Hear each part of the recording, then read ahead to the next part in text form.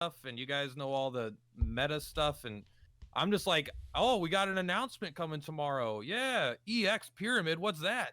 Yeah, I watch Mad's videos. That's the only reason I know in advance. No, for real.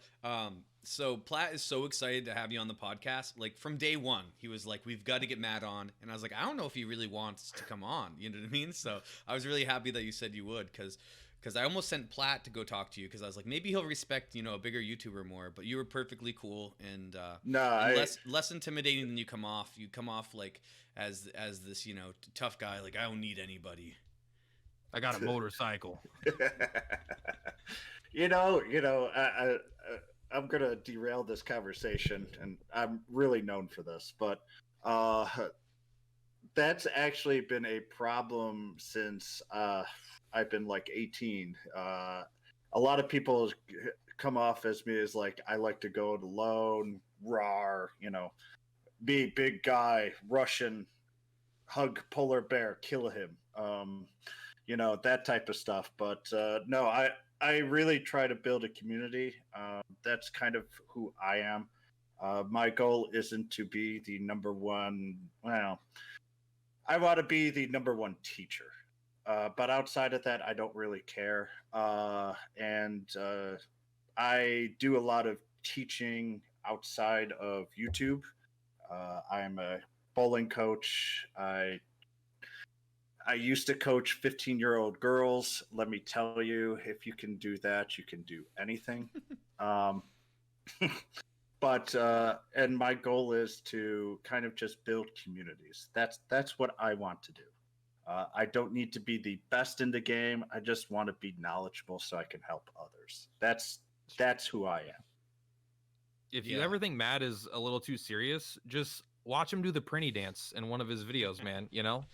You'll see that you'll see his real character shine through. I've always been a teacher, and actually at work I'm Professor, and I won't use my last name, but Professor Guru, basically. So that's who I am. That's my speaking style. And in all honesty, if you try to do something on YouTube that you're not natural with, you're just going to fall apart instantly. And so instead of being the super hype man, I'm a silly guy, but when I teach, that's my passion, and I just want people to learn. And somehow I become the most drone person doing it. That's me. But also plushies. That's awesome. Yeah, but that's a staple. It's not a Mad video without a plushie. Nope. No, for sure. Give me a franchise. I've got plushies for him. Bro, I'm so jealous. That's the wild part. Is because like you come off as a serious guy, and then you're like, but the slimes, you know what I mean? And then then you can see that you're not as serious as your face would tell me that you are. You know what I mean? Or your voice, because you also have a very stern voice. You know what I mean? You haven't heard stern until I'm a goalkeeper. I still play soccer against literally people half and third my age. And I have a very stern voice playing soccer. Bring it on, bitch. I imagine just being in the goalie, just staring them down. I have made some people cry by my stares in a game. It's because you said they're a third your age. They're like 15-year-olds or 5-year-olds. I don't know. How old are you? 5-year-old. I'm 43. Okay, so yeah, I wasn't far off. Yeah, Platt is the young gun on the podcast. I mean, I think you always are, to be honest. Like, I think our youngest guest we've had is probably Jax. I'm telling you, go to any other like franchise in this like industry, and I'm not. I'm like one of the old guys, but like Dragon Quest just pulls in the people that have been playing it for 30 years. My very first NES game was Dragon Quest. And I never had an NES, so that shows the difference. I didn't have an NES either. But I think Dragon Quest Monsters was my first Dragon Quest game. The very first one. Yeah. That was definitely mine. I didn't know what Dragon Quest was though. And when I played a Dragon Quest game that didn't have monsters at the end, I didn't understand that. I was like, "Oh, is this the same game?" I don't know. I think it was Dragon Warrior monsters when I played it though, on like the Game Boy. I don't know what it was technically called. I know it had monsters and it was like Pokemon but better, right? Because you'd have the 3 of them and you'd go into the Coliseum and battle the other guys and stuff. And you could like take 2 of them and then throw them together and they would become something different. And then you had to figure out the breeding system, like a beast and a nature or whatever comes together and makes a dragon. And you're like, what the hell? So my little childlike brain loved it. That because they were like pluses and minuses, right? There were 2 kinds. There were the plus kind and the minus kind. And in my head as a kid, I was like, sex. that's male and female. Yeah. It was wild. And then much like you, when I played like I think 3 is the first one I tried playing, Dragon Quest 3, I was like, what? I'm not a monster? I'm not like all the monsters? I have to be this dude with the sword. This is lame. I was like, make me a dragon. That's what I want to be. Honestly, I love Dragon Quest 3, but as a kid, yeah, I wouldn't have been into it. I was so much into the collecting. That was always like I've played like every single Pokemon that's ever come out. And the stupid Sword and Shield, that game's not even good. I finished the Pokédex because I'm like, I want the things, you know? Yeah. Unlike Mad, I do want to be the best, and I'm also a collector. And you guys might have heard of my other account. So my Smurf is called Kage. You might have seen it. I'm number 1. But yeah, I mean, that's just your Smurf account. You don't want to draw too much clout. I don't want to draw too much clout. So I use this one, which is only number 40. No, I'm just playing. Shout out to Kage if he's out there. You can usurp yourself in arena. That way you're the Kage killer. But it's really you losing to yourself. Oh my god. That's a good strategy. It's expensive, but you know, it'll work. You know how many people are going to be posting them beating Kage like in the Discord? Oh my god, it's going to be everyone. I'm gonna avoid the Discord for like a week after Arena comes out. It's just gonna be at Kage, like, thought you were number 1. Oh man. So speaking of that, I want to know a bunch of stuff about you in the game. All right. So for attack, are you a day 1 player? Yes. All right. And so come into the game, you already play a bunch of other games. How much time or how big, like, did you think you were going to make videos about this? Your channel is like relatively new. Yeah, it's so I was going to say I'm going to give it a shot, and one thing I learned is software is incredibly important. But yeah, so I was going to try and do that, and I was going to use my YouTube to try and grow my Twitch. That was basically the plan, and see how much I enjoyed it, and see how much I enjoyed teaching virtually. Yeah, Platt did that too. Platt like suffered for years on Twitch, and then he came over to YouTube and just blew up his freaking Twitch. It took like a year, but yeah, the YouTube success has been way better than the Twitch success. Although, ironically, the revenues are relatively similar even at this point still. But Twitch is just easier to make money on because the low bar. But YouTube is they actually like recommend your videos and stuff, right? You're not just like sorted from high viewers to low viewers. People don't have to scroll to find you. You'll show up on their screen. Yeah, I think more of my views, like all of my recommended views, are from basically you two and Jax, right? Like that's how everything gets recommended to people. Yeah, I feel it feels weird to like I watch both your videos, like every video you guys put out. I watch all of it, and it's kind of weird that I like actually kind of like talk to you guys as well. Like I've never watched like a friend play video games. Like if I had friends that made videos, I want to watch them most of the time. But I don't know. I just like your guys' stuff. I enjoy it. All right, there's a compliment. Okay, it does. You don't need to say it back. It's fine. I understand. I make the noob content. I understand. Oh no, I at least take a look at the first 30 seconds, but I have a notoriously short attention span. As if Barb is going to speak up or not speak up, but type up here. I will, like yesterday, I was playing 5 games at once. Yeah, I think someone actually, I'm in a chat. They're like, dude, Mad's playing 5 games right now. What a mad lad. I'm like, yeah. Me and Laliette had not a bet, but I was like, how many games do you think he's playing while he's in the middle of the podcast? Like, how many games do you have running right now? What are your guesses? My guess is 4. My guess is that one where I always see you mining, and I don't even remember what it's called. There's no way you don't have Disgaea going. It's too new. And Dragon Quest Tact could be going, but and then I don't know what a fourth. I'm saying 3. The correct answer is 3 because the fourth one makes too much noise. Got it. Anytime Well, at I least can get there's a one up reason. on plat, it feels good. We are dropping frames though. We had the same issue last weekend. Our first 2 weeks we had no problems with the setup, and we're using the same one. You know what? Let me follow you on Twitch.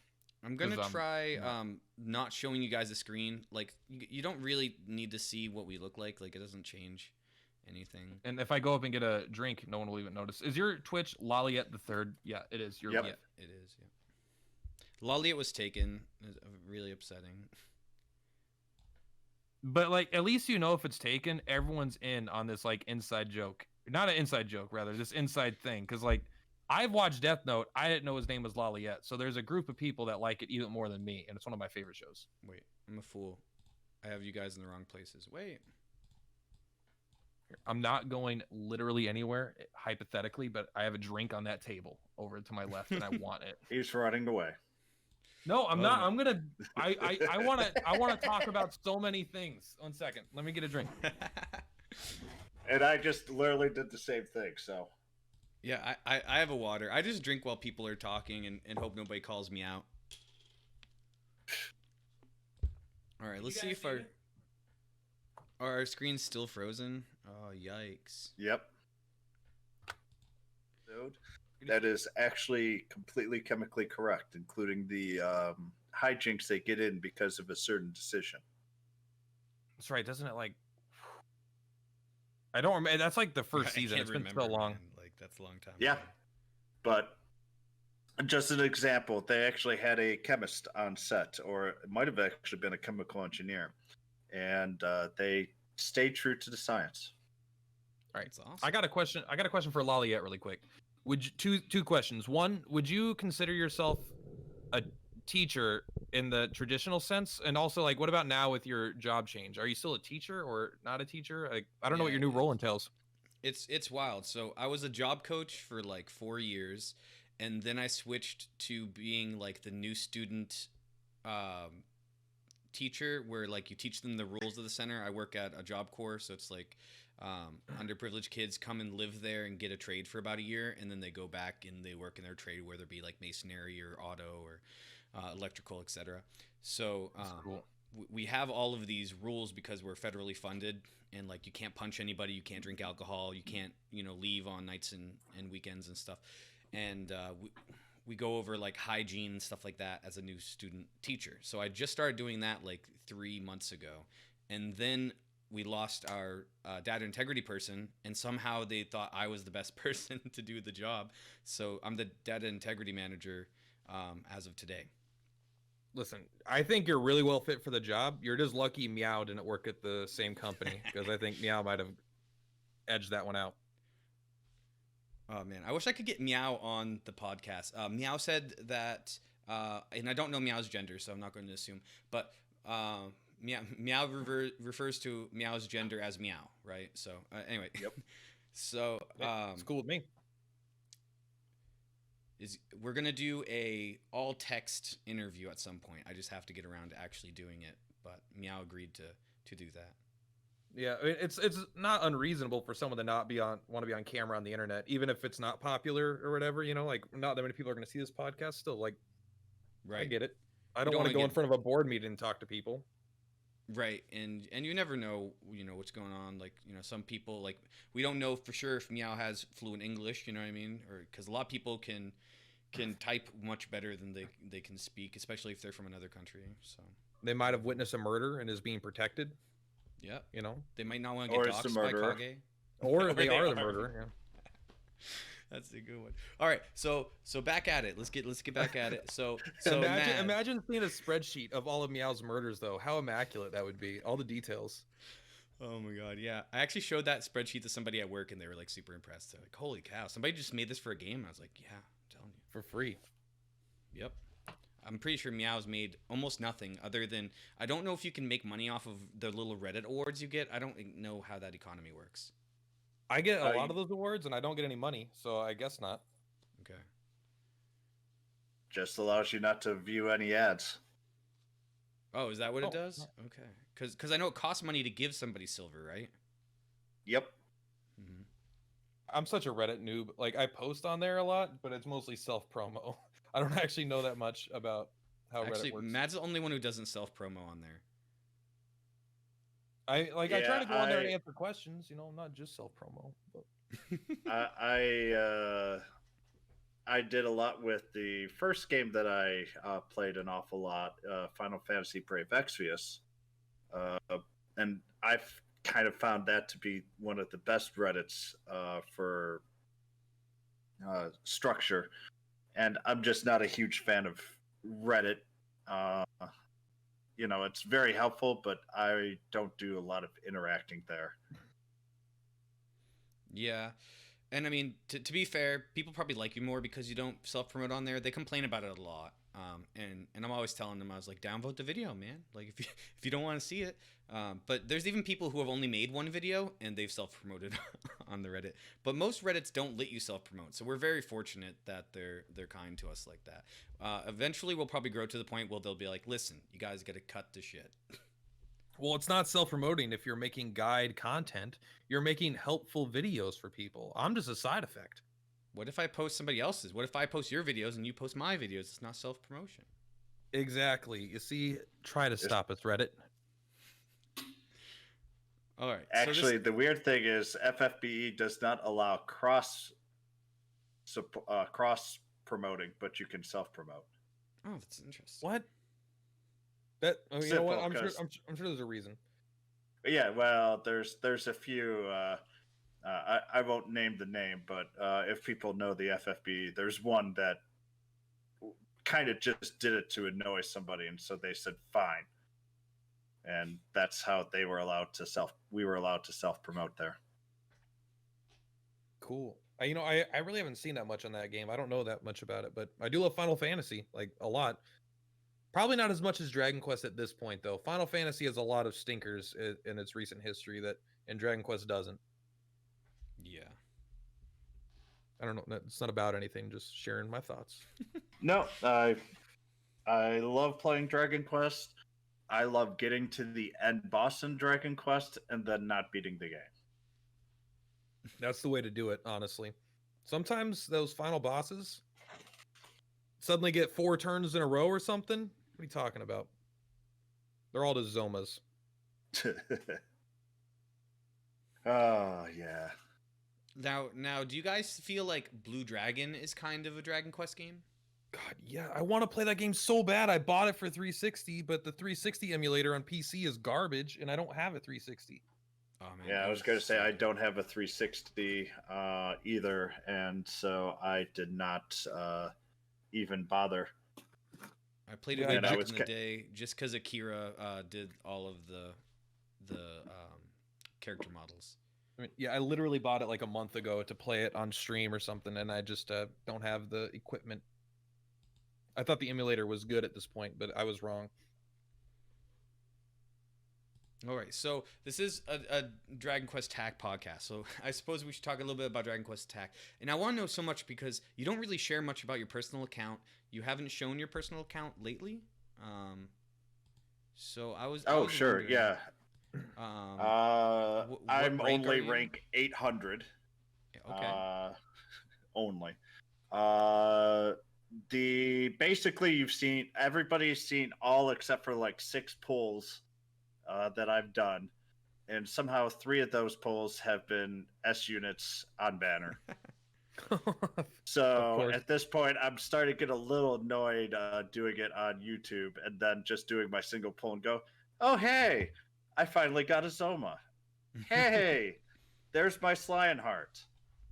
Oh, hey, there's Baramos, which I actually was like, man, I wanted the Blue Dragon. But yeah, no. So it's one of those, I play it on my stream.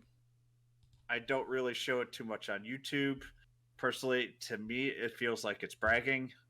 I just kind of do my thing, and as I say, I'm I'll be happy to tell you all of my stats on my units. But as I say, I do it on stream. I'll show it on stream, and when people go, "Hey, Mad, what do you have here?" and I'll show them everything So you're not a fan of bragging.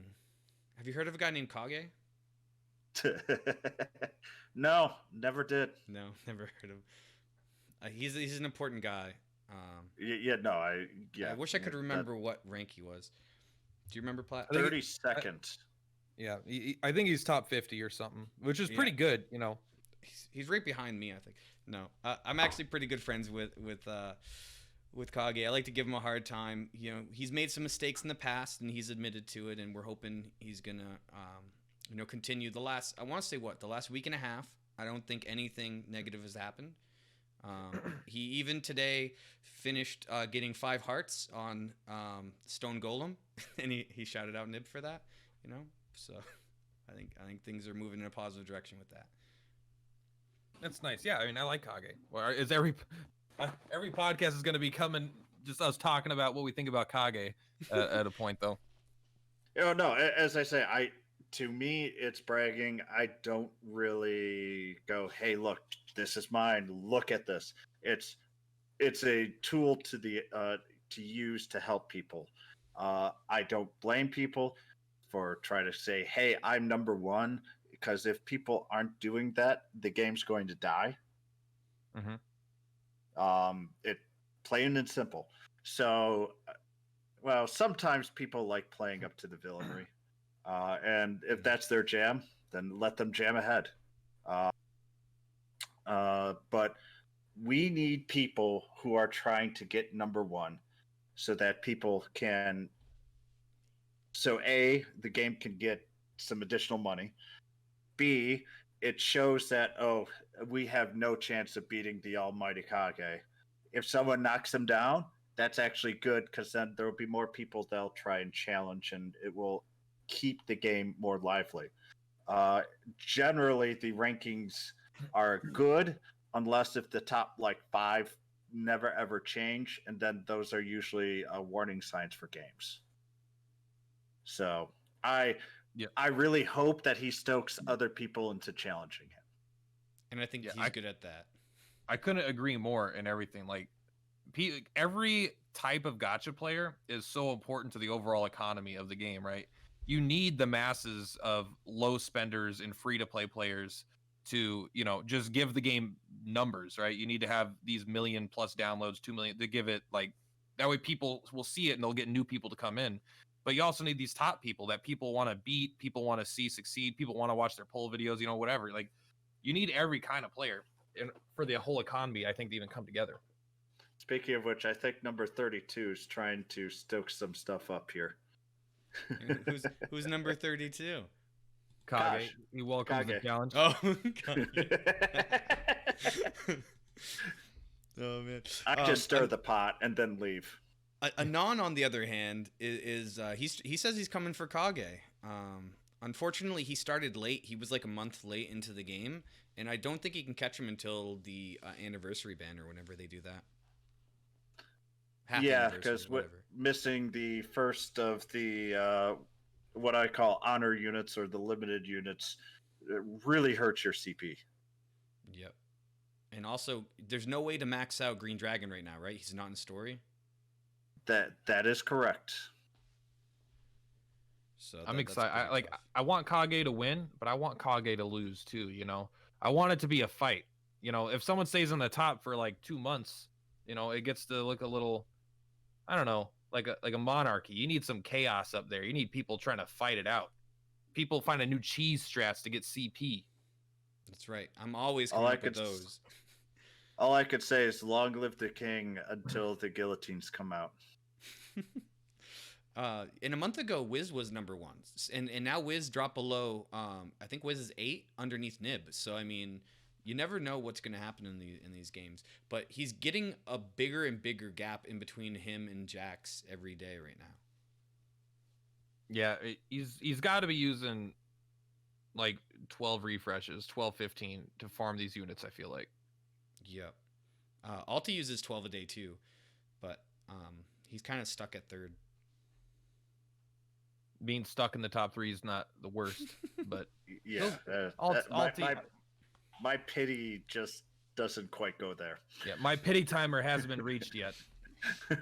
Alti's so mad they don't have a pity timer. All right, like actually probably all those top 10 players, right? You do 300 pulls on a banner, you guarantee get the banner unit for your 300th pull in Japan.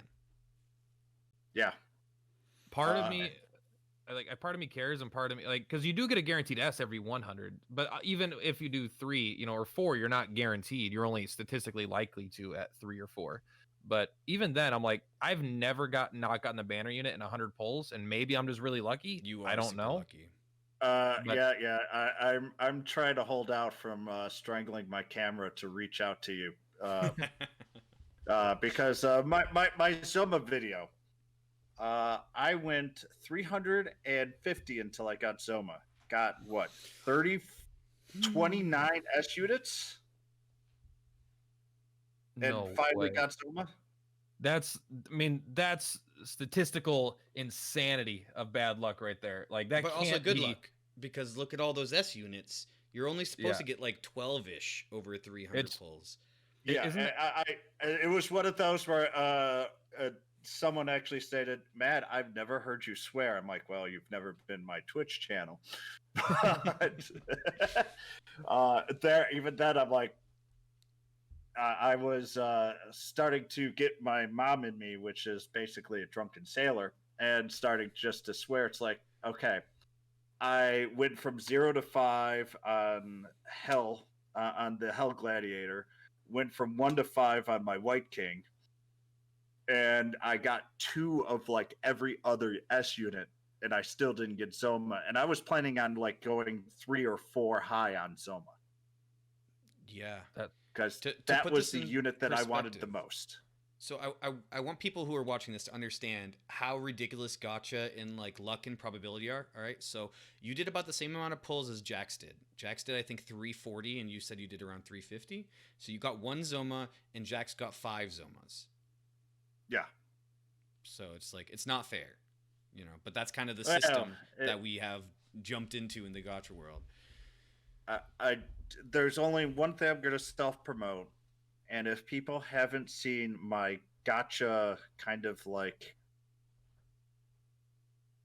teaching where Gacha is kind of a bad thing. I mean, I enjoy playing Gacha. I have money that I can spend. I have a gambling issue where I stay within my budget, but I love to gamble.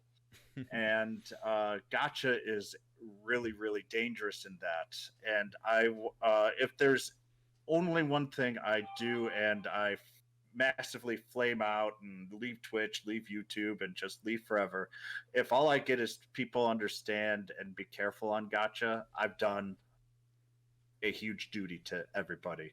And I know there's a lot of new people to Gacha playing Dragon Quest because they're lured by Dragon Quest franchise, which is a good thing. But people need to understand how evil Gachas can be. Yeah, it could prey on that part of your brain that you don't even know is susceptible to it in a way. Like, I know that I've had gambling addictions, but like just last week, for the first time, I spent money on Dragon Quest, and I felt bad afterwards because I was like, I just want to get this Boreal Serpent, whatever. I want to get it one more awakening. It was at like 2. I wanted it to be at 3. That way it would get the 5% damage, and it would kill this guy in one hit because I couldn't level up his ability anymore. Whatever. Point is, it's like, all right, I did a 10 pull, and then I was like, then I spent $80, and I did 40 more pulls, and I didn't get it. Then I spent another $80, and I got 1, and I got like 10 A units. None of them were the banner, and then I got the 1 A unit I wanted. And then afterwards, I was like, shit. Like, you got to be careful not to fall into these traps. And sometimes, like, luckily you'll catch yourself. Like, I caught myself after that last spending, and I'm more conscious of it now. But like, some people are like putting it on credit cards. Yeah. They don't get the bill for a month or 2 months or something, or and it could be so much harder to catch yourself when it's so easy just to say yes. So trying to be really self-aware and not give into the impulse, because the impulse is strong. Yeah, I'm just gonna reply to Kage. I think I rage spent and just got 5 Hell Gladiators. I'll trade you. You give me those 5 Zomas, I'll give you my 5-star Hell Gladiator. Man, No, I love Hell Gladiator, but Zoma's probably better. probably better. I just like keeping budget time. Mine was on my 100th pull, right? I got him with my guaranteed S, and I'm so glad I did, because I did not want to spend any more money. And I've blown my budget now in order to get Dragon Lord, Killing Machine, Slineheart, and Zoma, right? Which one of those I got off of a free ticket. But just to get those 4 units, it cost me $650 basically. So it's like that was my budget. My budget was $150 when I started playing this game, because I had never actually really played a non-Western gacha. So like the Dragon Ball Z games have really good rates and really good cost. It's like $15 for a 10 pull. And compare that to like this game, or not for a 10 pull. It's like $15 for 100 pulls.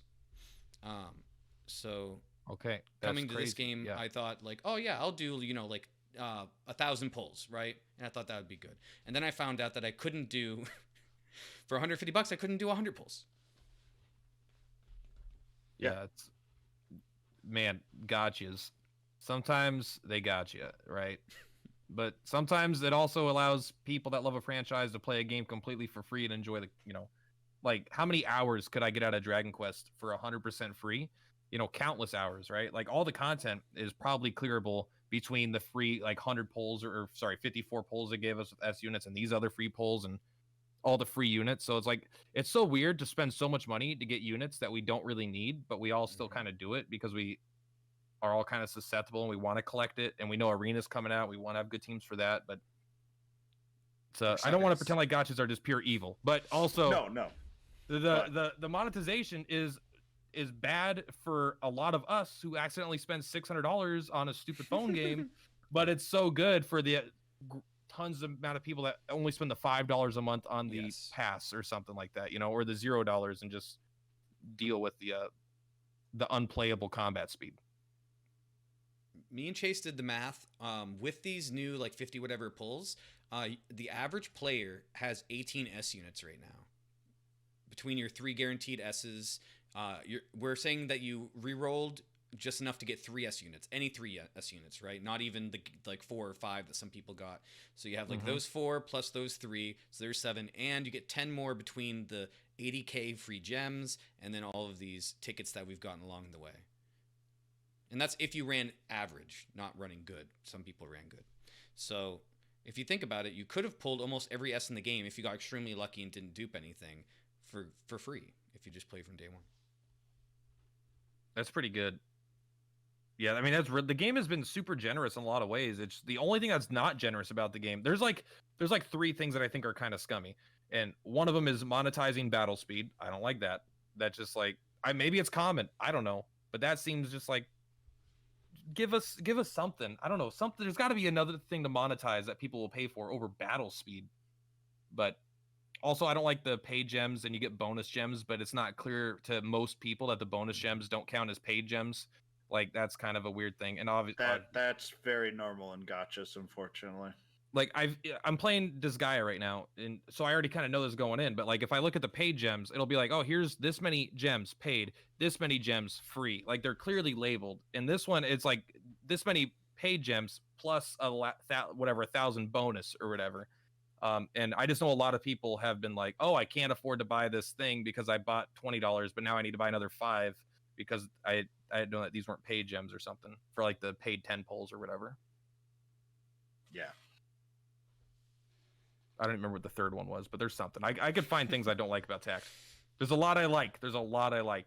I don't like how expensive it is for a 10 pull. But again, the game is so generous to so many people that like the fact that us on the upper end spend more than we want to is like it's reasonable because it's our fault. It's not the game's fault. Actually, I'm going to say this on the upper end. This game is cheap. Good. Because it's already expensive. If this is cheap, I don't want to know how bad it could have been. Yeah. I'll just so on average, FGO, Fate Grand Order, I would say it's about 1,500 a month to 2,000 a month. To do what? I'd say FFBE averages a little less. Epic 7 is around 1.2k a month. Is this to Seven Deadly maintain like Sins top was 50? 900 a month. Yeah, like what is this to get though? This is, I would say, would be equivalent to getting the top 200 here. Wow. Okay. Yikes. Yeah. War of the Visions is probably $4,000 or $5,000 A month? Yeah, because Jack's with War of the Visions, and it's an FFBE offshoot actually, and I don't play it, and it's because it's way too. It's a game where if you pull in that game, it's a rainbow unit. You actually feel bad because you can't level it up because you don't have enough money. So it's like you don't even care if you get the unit in a way. In a way, or if you don't get the unit you want and you get another off unit, where like in Dragon Quest, unless if you've got already 5 of that unit, which now I'm starting to get that problem. Thank you, Soma. Then you go, oh, that kind of hurts. But it's nothing like that. And it was a game that if I pull a unit, I want to enjoy it. I don't want it sitting on my bench because, well, it requires another $150 to be able to level it up. Yeah, that system sounds so insane to me, but obviously I don't play that many gachas, so I assume it's more par of the course. It depends on the style. And this is why I've played an awful lot of gachas, and it's just absolutely horrible. But and this is self-reflection here. I worry about Dragon Quest because I don't think they've monetized enough. Really? Compared to a lot of others. Well, one thing I wish Dragon Quest had that every other gacha seems to have gotten down is like weekly bundles, monthly bundles, things like that. Like I know they have the one monthly thing for the orb or whatever, but like I don't know, like I wish they were a little more going after the medium spender, the people that don't mind dropping a $20 bundle on something like every week. And you're jumping right on my point. They're not monetizing it enough. And it would help us out a bit too. And I would expect them to have to think of doing that probably soon. So something that you guys can take a look at. It's called sensortower.com. It's not the greatest site, but it's one of the few sites that will actually tell you the earnings of games on like Google Play every month.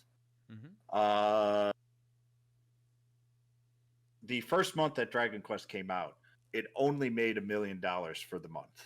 And people are going to go, wow, $1 million. I would say a game of Dragon Quest quality and strength for a first time out should have made around $2.5 to $3 million. I mean, I don't remember what Pokemon Go made when it came out, but it was like Genshin Impact made like 100 million in like 7 days or something, right? Like, yeah. So as I say, those are the top end. I'm just saying, a good solid number should be in the $2.5 to $3 million range. And so that just tells me that now it stays there. I think this game's going to go a lot longer than the Quest of the Stars did. This definitely has better monetization than before. And I didn't get to play the beta for Adventures to Die, but I just wonder what that monetization model looks like, and it needs to be high enough so that they will keep plowing into the game. Because remember, too, $1 million sounds a lot in a month time frame, but from a global, I just know from FFBE they have to do 42 different languages for global. I'm guessing for Dragon Quest, they're at least doing 15. And Dragon Quest is even harder because, and one of the reasons I love this franchise is they spend a lot more time on their localization than other games do. And they change everything. Example is the elements in Japan are completely different than they are here. Like wind is swoosh here, wind over there is bug, or and they don't even use Fujin, which is like god of wind for their spells. It's buggy or a bug. So it's very unique localization everywhere, and that costs a lot of money.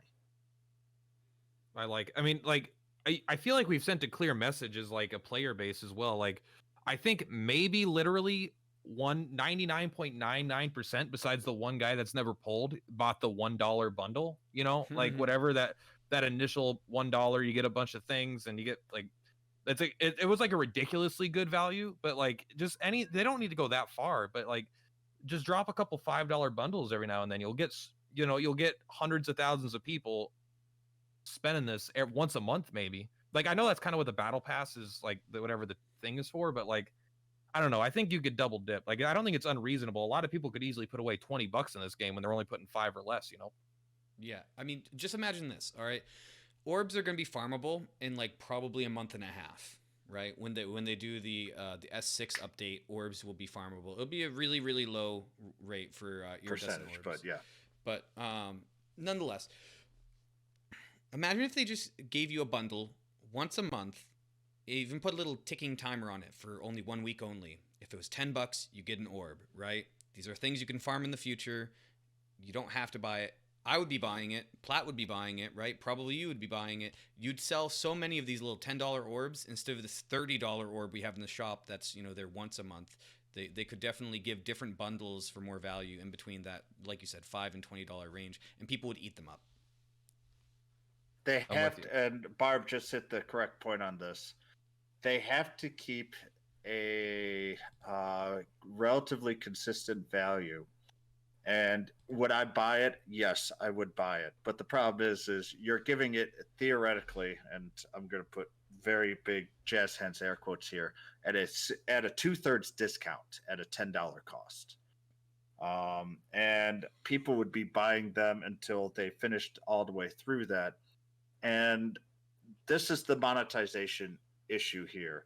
Once you, like, unless if someone's going to get all the units, but even then, like for the events, you're only going to have on average 2 or maybe 3. And on those with the 3, sometimes they actually give us 2 orbs. You only have 1 more of them to buy. So you've already tapped out that market. And once they run out of cash flow, then the game starts to die out because they can't have as many people create new stuff and all of that. So they need to find a good happy medium. Would I say $20? Probably 2025 would be probably where they have to at least initially set it, see how many people bite, then work their way down.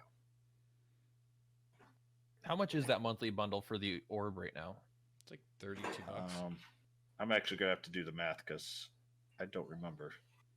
Like, I don't know. Yeah, I always am like a sucker for polls. Like, I wish they had some sort of maybe even like whale bundle, where it's like you have a 100 poll pack where maybe you only get like a 20% discount or a 10% discount or something, but like something that incentivizes someone that maybe got a gift card for a birthday or something like that to like, I'm going to make this big purchase. It obviously would have to have a discount, but like being able to sell a full stamp worth of polls, like people are going to be excited because they're guaranteed to get an S unit with this one purchase. And right now there's no, like they do the 10 poll one, which is, I do like that. I do like that they do those, but even only one of those is it feels a little bit low to me. Yeah, I mean, I guess more of those. It's $24 right now for you to buy. Bucks? Okay. Yep. Okay. I mean, and you get other stuff with it, but honestly, the only reason you're purchasing because it's what, $29.40 or $29.80, so it's just over $24. Mm-hmm. Yeah, and it's like nice to get the 50 whatever experience, golden experience things, like, but it's not like super nice. You wouldn't pay money for that. So you're buying the bonus orb. I don't even know why they label it as a bonus, but I guess maybe it I'm sure it's a gotcha thing. But yeah, I don't know. I'm with you. I'm not really a gotcha expert at all. I don't know how they could monetize it better, but all I know is a lot of gotchas have a lot of monetization, and I don't want them to go to Raid Shadow Legends, but I also feel like it's almost like the game almost feels a little empty of advertising or trying to get me to spend money in a way. Like I have to be disappointed in myself and really want a unit to force myself to pull units. Like I never feel like, oh, here's a thing. Oh, that's tempting. Like this guy has a lot of stuff like that. It's like, oh, here's this thing. It's a little tempting. Why don't you get that? Yeah, like what if when you beat story they give you a special bundle? Yeah, that's really good. Progression bundles are super fun. So Epic 7 is notorious, and I don't know if that's the right word, but it does that for every single campaign that you beat. Oh, here's that.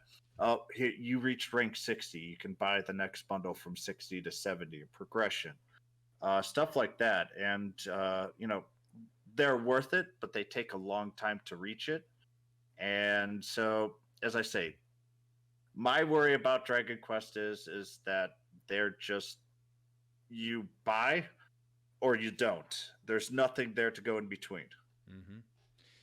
And yeah, even though we the have $5 a month thing is it. Besides that, yeah, even though we have and all right, so there's a lot of people, and I don't know numbers, so I'm just gonna say a lot that have metal cards and the $5 thing a month, right? So I don't know exactly what the rate on metal cards comes out to in like USD. it's 3,000 for 4 cards, so it's 3,000 a month. Yep, and it's basically $24. Okay, so you have to buy another $1, so it's $25. Okay. So it's like $31 if you wanted to do both of those every month. And obviously it's the best value in the game, right? When it comes to pulls is the tack card. So yep. That's the best we have, but I would like more for that mid-range for sure. But we are making twice as much as Dragon Quest of the Stars was making at this point in their career, using very similar websites as what you're using. I got the information from Evil from the Discord, but so at least we know we're going to make it at least a year because we're making twice as much money as them, and that gives them time to work out the kinks in their monetization. But I just worry that they're doing a literal port of everything, including the monetization from Japan. And like, did Japan not get bundles like in the mid-range as well? Not that I know of, but I stopped playing about a month before.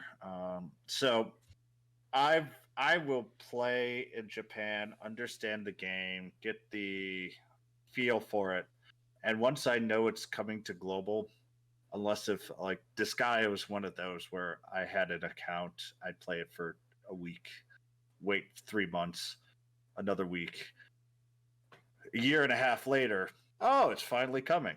But like for Dragon Quest, it was pretty obvious. So I just knew what the game was like. I got to play it. I didn't keep up with much of it other than, oh, okay, so they got this banner here, they've got this banner here, and so I don't know what the bundles are like if there's any. But from what I've read and seen, the answer is no. And that's my worry, is I think that they're sticking too much. They're worried about making Japan feel bad because we're getting stuff they don't. But I think you have to do that when you're going to play to a base that isn't as excited about Dragon Quest, right? Japan is huge. Like, they have a holiday for Dragon Quest. Like, it's not comparable, like, for global. We need a little bit more juice. But, and also beyond that, if they're going to try, like we all seem to think, they're going to try to speed us up into the point we're at Dragon Quest, they're gonna, in my opinion, they're gonna have to either give away a lot of free stuff, or they're gonna have to give us some pretty good deals on monetization to speed up the player base to kind of catch up to the power level. Maybe not to be on par, but at least have us progress faster than they did. Well, I don't worry about the power level versus Japan versus global, because right now the servers are different. Yeah. And as long as they're different, then Arena is meaningless to compare the differences between the two. And at that point, it's a different game. I personally could care less. But one of the things, too, is that a lot of the stuff so we have skipped Dread Dragon. We have skipped Giuliante, and Giuliante was one of the characters I was thinking of being my leader in Arena. So that got thrown out of the window, including like the only unit I can't freaking pull for S other than the actual banner units, the Great Dragon, because I wanted a Great Dragon team with Giuliante. That Dragon Quest had a lot of reruns because they couldn't quite keep the content out. And so we are not getting any of these reruns or, basically Gacha banner reruns. And so, yeah, we've caught up 2 months or 2.5. Oh, wow. Yeah. Almost 2.5 to 3 months already. But 1.5 of those months were literally, oh, here's a new event. You can resummon this unit. Enjoy. Just because they couldn't quite keep up with the content. Right. And so at this point, I would say, yeah, we'll probably catch up to them, I would say, in July. And that's if we actually get some of the other units that we were supposed to get. You think July of this year? Hold on. It's April. Sorry. This working from home thing has made me kill. No, it would be August, September. My guess would be September. Okay. But once again, it kind of depends. If we don't get the in-between units like the Trick Witch Gretzel, that should be coming out right after this, and that was during their Halloween. And we go directly to Dragon Quest IV, which I think we're going to be doing. We're actually then already at the point where Dragon Quest IV and Arena came out at the same time. Correct. That is my prediction. Yeah, they had a lot of reruns because of the Arena there. And Jax, I'm 100% with you too on that. But at this point, we're really catching up really quickly. I would say that their goal is, just like what Disgaea already actually said, they want to be a month behind Japan. And that's their goal because that eliminates people like me who can help people future plan. Mm-hmm. But it gives them enough time to be able to translate everything. True. Yeah. I did want to bring one thing up. You said that we were like 2 months ahead. We're actually only 4 weeks and 4 days ahead right now. But we did skip the first rerun banner, which was the Double Dragon Lord banner, which should have came out, I believe, 2 weeks ago. And I'm my 2 months was assuming that we're skipping Trick Witch Gretzel. Right, and yes, and we will of course skip Trick Witch Gretzel as well, which will give us another additional week, and then we're going to get another week when we skip the Christmas one, right? And and there was a slime festival, another slime type festival. I think I've got to take a look at or there was another festival in between. But I don't know how Japan the game even survived. To me, it feels like because we're already just grinding units for a month at a time with nothing to do. Like I mean, maybe it's so new people can catch up, but like us day one players, like there's nothing. I got it. I got all the units basically. I've everything's pretty much fully awakened. I mean, I'm just grinding story, right? It's just like I can't imagine a huge player base being excited about that, and they were already being pushed back like. Like you guys said, like almost 2 months at this point. They did have Arena Beta at this point, though. They would have got that on the 5th of April. Okay, so we're catching up, but we still never got the beta, I guess. Okay. And I don't think we're getting the beta. I think we're just getting the full-out Arena. Just because the beta was for them to go through there. But yeah, as Kage said, we've got 19 story units left. Or he's got 19 story units left, but we don't have that many additional units coming our way. Other than the side notes. We've got...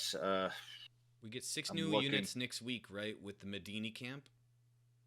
How many units is that? It's Boss Troll and what else?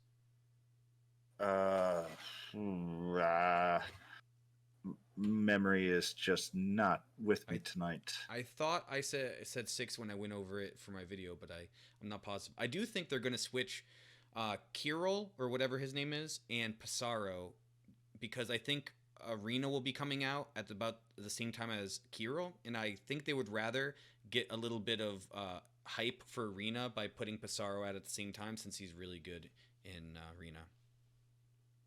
Yeah, I put him first in mine just because I thought the same. But the more I think about it,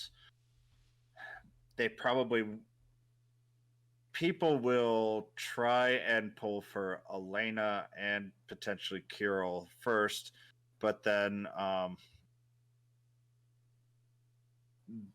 Sorrow is so powerful that they kind of want people to have a blood taste for Arena and then go, whoa, I want him.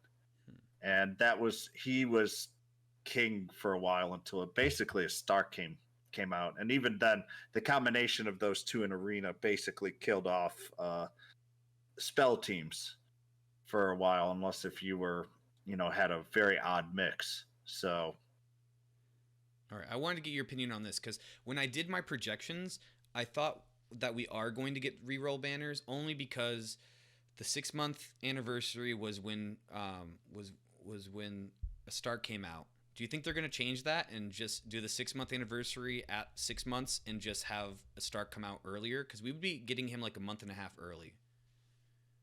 So I'm probably one of the least popular people that are for the 6-month anniversary.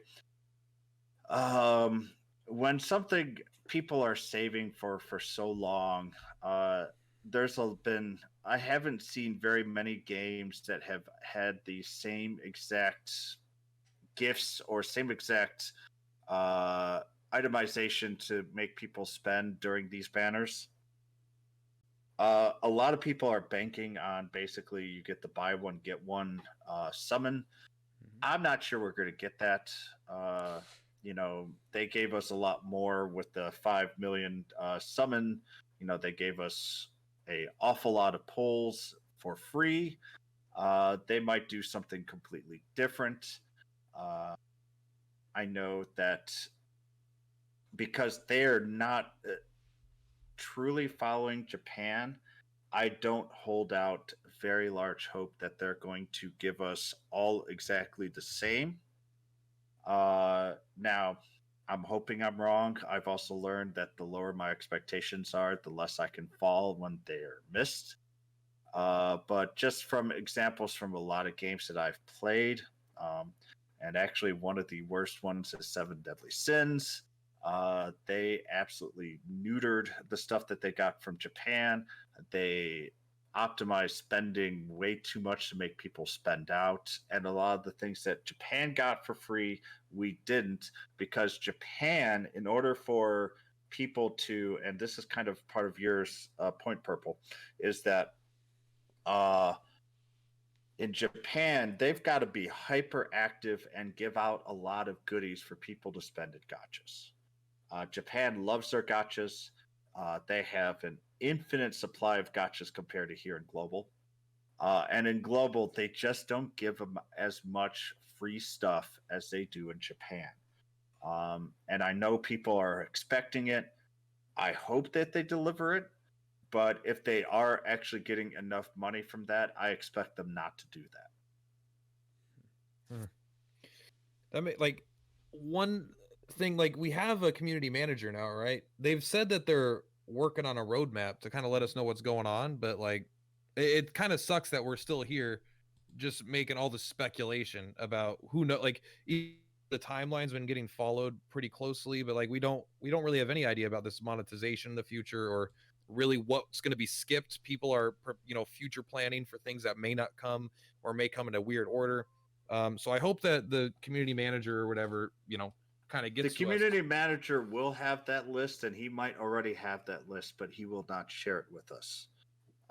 So there is I forget I actually play so many Square Enix gachas that I forget which community manager is which community manager. And they've actually, a couple of them switched a few times as well. We got Malcolm. But okay, yeah. I've also worked with Square with Justin as well, and they will kind of just what they are there for is to kind of wither the storms when they do things that people don't like, and try to be the person to go, hey, look, we're going to do this, go yay, and be the cheerleader as well. Yeah, right now, if I'm going to be honest, if Dragon Quest doesn't have 2.5 to 4 months worth of planning right now, this game is doomed. End of story. Now, if they miss it because, oh, look, we've got some computer glitch and we didn't know, that's a little different. But I'm pretty confident that they've already got their very detailed schedule out for 1.5 to 2 months, their B-level schedule out for 5 months, and a C-level schedule out for a full year.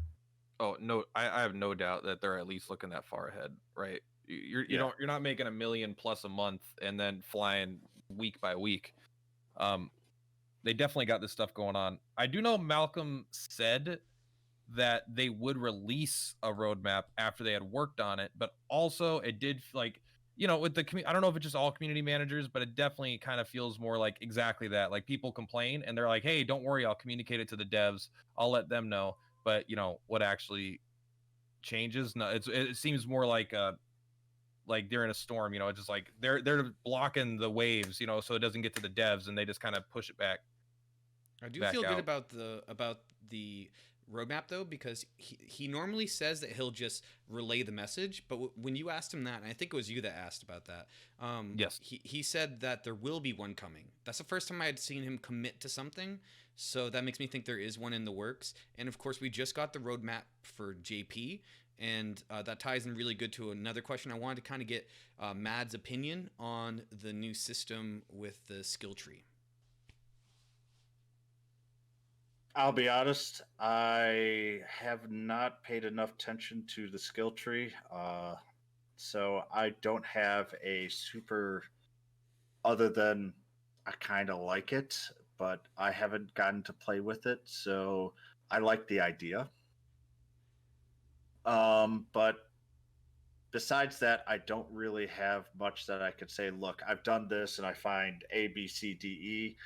This to me is, oh, okay, and I've just put it off to the side. It's still far enough into the future that I could research it. I can log into my Q app and go and play around with it if I need to.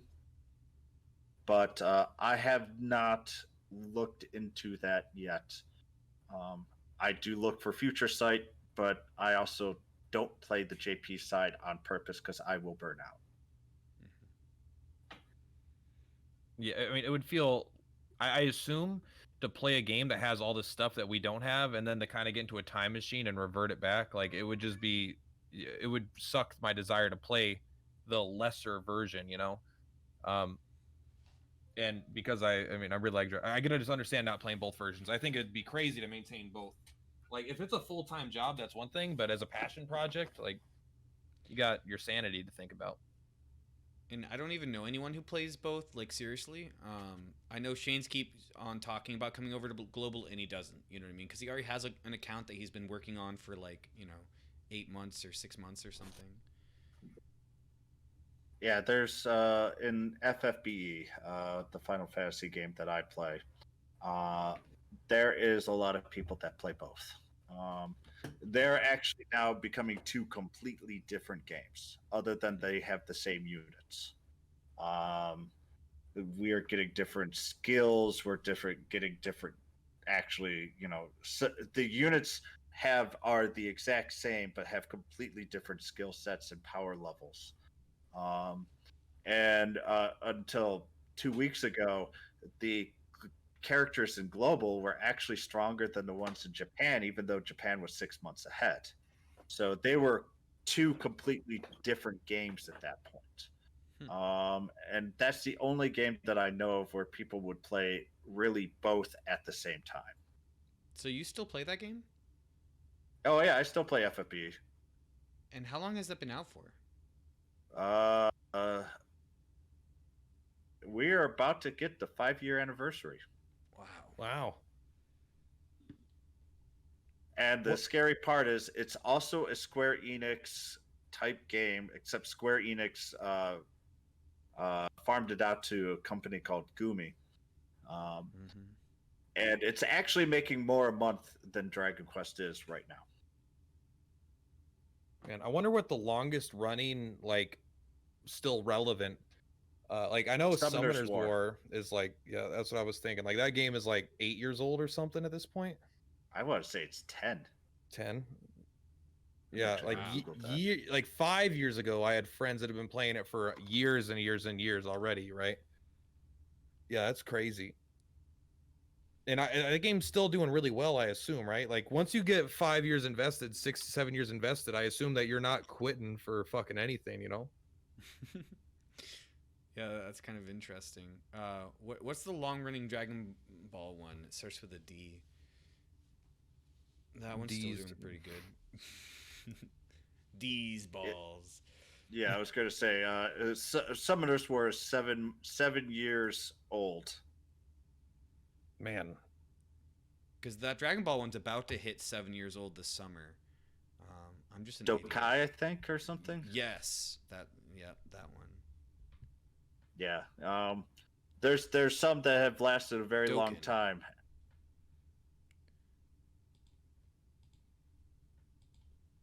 But yeah. So yeah, I mean, actually, the game that I spend the most on is still FFB. All right, and I think he wanted to know. This was his idea, so I don't want to take credit. How many games do you play concurrently?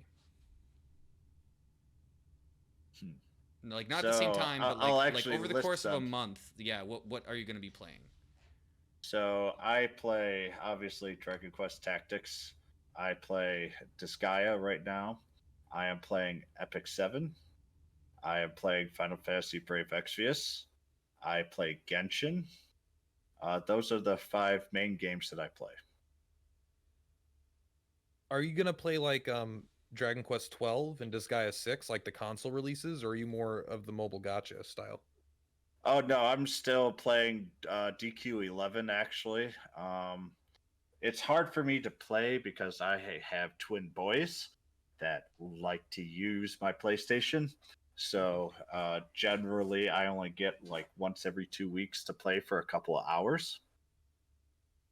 So that just limits my time on consoles. I actually started playing gachas because of my boys.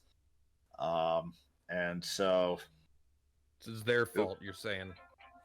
Yep. Hold on 1 second. I have to take this call. No problem. We'll just make sure to mute you so we don't intrude. Are we gonna mute him? How do we mute him? Okay, no, he looks like he went away. I was like, I can mute both of you. I think. I can right click mute him so I can't hear him. Yes, that'll work. Ooh, yep, that's true. Okay, so there, I muted him. All right, let's catch up with chat. Oh, he's back. Well, make sure you unmute him as well. Right, yeah. All right, and we're back. Yeah, it's just my I need something electrician in my house tomorrow. So So have you ever told your boys that they don't have a college fund because they got you into gachas? It's like, sorry, you shouldn't have used my PlayStation so much. yeah, right now they're still in kindergarten, so they're just getting into Pokemon. That's a beautiful time. That's crazy. I got twin girls who are in first grade. All right, if people in the chat could start putting their mailbag questions, because we're going to be wrapping up over like the next 10 minutes. I know Platt has a few more questions. I want to make sure that he gets an edge in here. Oh, we didn't even talk about Disgaea at all, which isn't what the podcast is about. But if you want me to be embarrassed, you want me to look embarrassing, go to Mad's recent Disgaea videos and just look at his comment section. It's just like 75% me asking him questions. It's just me like, what about this? What is this? What do you recommend this? And so I just look like some obsessed fan that is just commenting on all of his videos. But You are an obsessed fan.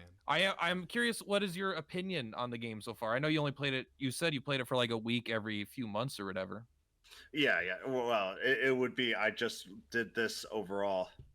But personally, it's a game that I like, aka it's something that I can kind of half play and then let it auto for a good portion of it. It is actually very similar to Dragon Quest, where the battle itself really isn't the tactics; it's the team formation that's the important part. Um, the one thing though I do like about Disgaea is it for people that like grinding.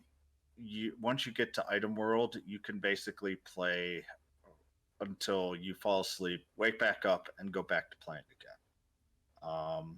So it is a very grindy game, but it's kind of like the opposite of Dragon Quest, where once you use up your energy, and unless if you're willing to go beyond, and do refreshes, etc., you could be done with the game after playing for 15 minutes for a good 8 to 10 hours. Yeah, this guy is much more meaty in that regards. I'd say like the item world is as if battle roads never ended. It's like there's not an end to item world. Battle roads have a clear end. You level the units, you get the weapons, you get the gems out of it. Item world is like you're constantly getting, you're getting experience for any unit you want, not just specific units, and you're getting like little bits of money and account experience and new like items and stuff. Like so item world really never ends, so I could totally see that like this is perfect. Dragon Quest today, there's nothing going on right now that's new, right? We're waiting. This is the last week, part 3. I beat the bosses and I beat the EX pyramid on the first day because I streamed it and just had fun time with that. But like today, as like I went up to 500 energy and I just auto collected rank up mats. And after that was done, in like 20 minutes, I was like, that was it. That's all I could play until I have my energy. I'm not going to spend like 9 refreshes.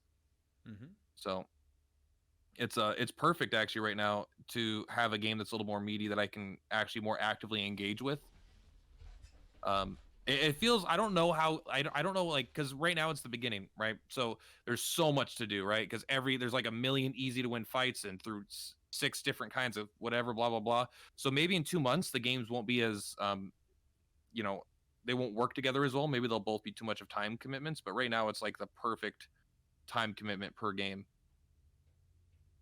Yeah, I expect the top Disgaea players to be playing it basically 24/7 for the next 3 or 4 weeks. And, it's going to be obvious between the players that play a decent amount versus the people who just focus on it because of Item World. And people having 9,999 levels versus people who will be in the 700 to 800 range. Yeah, I'm interested to see like world first, 9999 character. Like what character will it be? And it'll probably be Laharl, but yeah. My guess is it'll be Desco. I'd believe it. But I wouldn't be surprised if someone gets there within 6 more days or so. Yeah, it's crazy. Like that is bananas. Like I've been playing like a lot. I won't lie. Like I already have. But I have like a couple level 300s, and I'm about to reincarnate past that.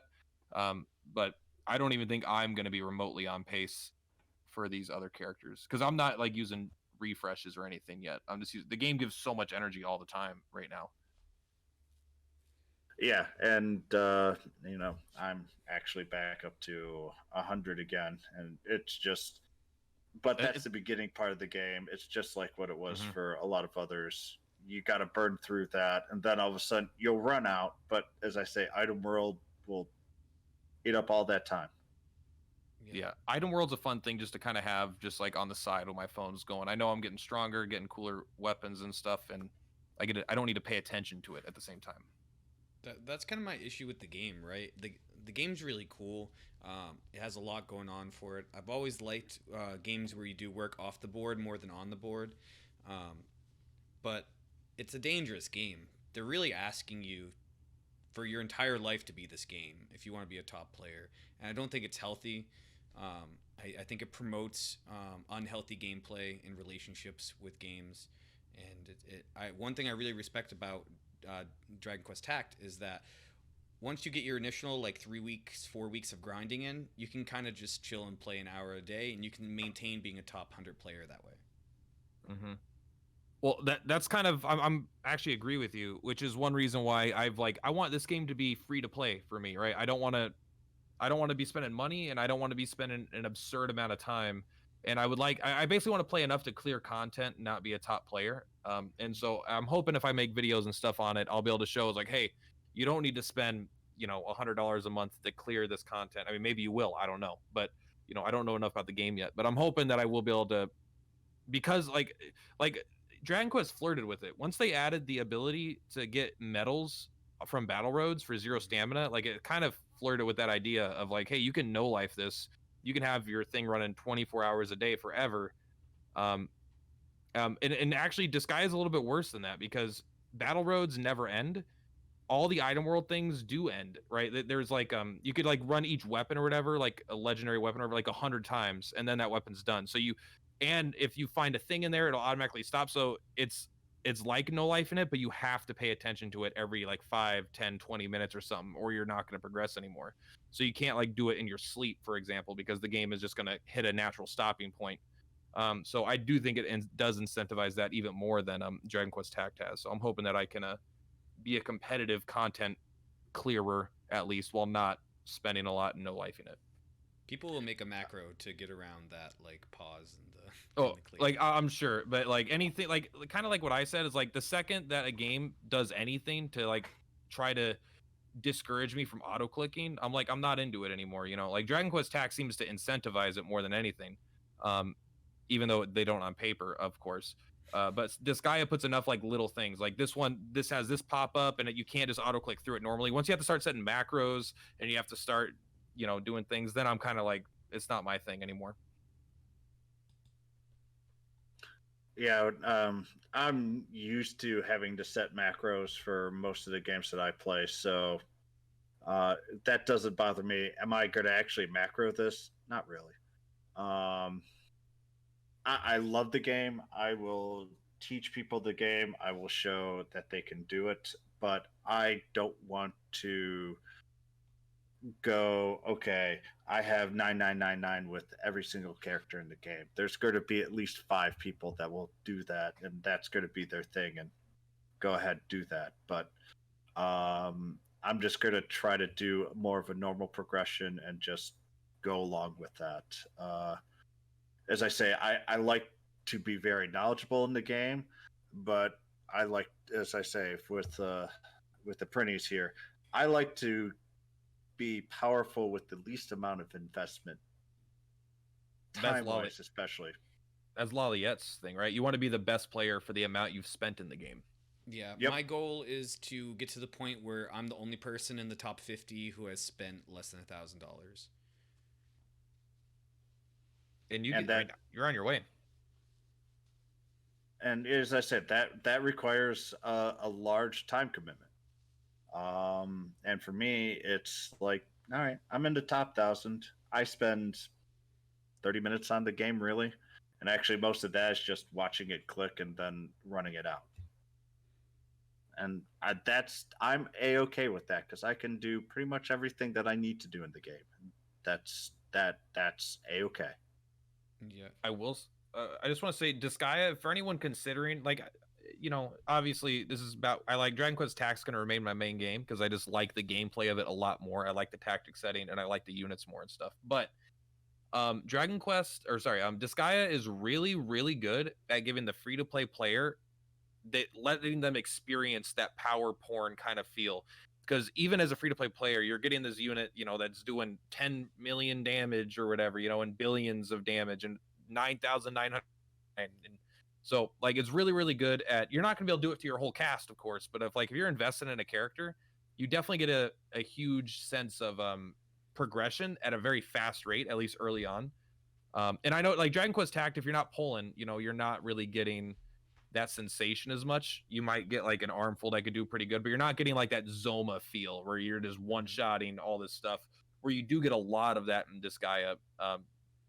At least, you know, obviously I'm in the early stages. I'm sure it'll change significantly, but it's been really fun to just watch these numbers go up at a pretty fast rate and like just have one character demolish everything while collecting stuff. And so I think if people are interested in that it's a really fun game to play.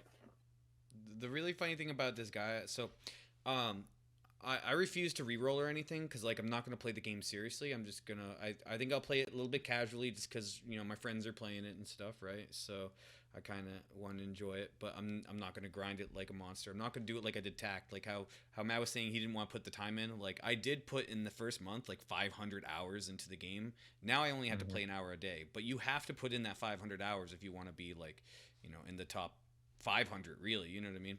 Yeah, you need all these units. You need the battle roads done, or you know need all the equipment, mini medals, and blah blah blah blah blah.